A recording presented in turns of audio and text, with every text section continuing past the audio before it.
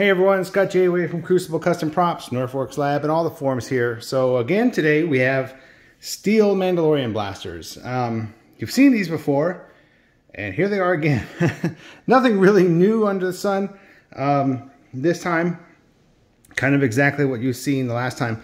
But I really have to reiterate that I really dig this. This is such a cool kit from War Machine Paintball, or the Blaster Factory, made by Chris Vandenberg Field Marshal. So definitely get these. There was a sale, there was a May the 4th sale for 25% off. So I hope some of you guys were able to get one under that sale, because these, I didn't know that sale was coming up.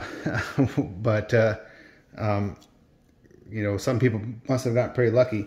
But again, you know, even if you can't get it on the sale, just get one of these before they're no longer made, because I know they are a limited run, but I don't know how many. I know he made all that he's going to make, but I don't know how many are left and how many the total was. But I know once they run out, he's not going to do them again, or at least until a season 2 or 3 update is, if there's something different about it or something like that. So get this while you can.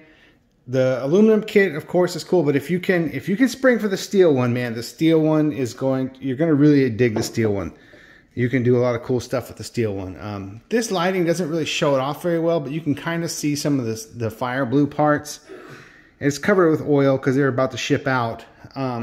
So the oil kind of darkens everything up quite a bit.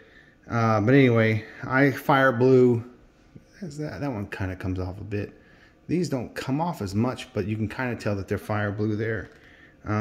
All these little bits and bobs here. The sight leaf. You can't, I don't know if you can tell, but those things are fire blue. That rod's fire blue. A lot of cool little details, but just the blued steel and the weight of it just really adds something to the prop.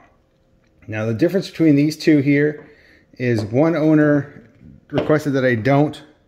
You can kind of tell that I don't darken up and age the grips so much. So the wood, the natural wood color and grain comes through more, and you can kind of see that right there, that how different they look. Let me see if that's coming off on camera.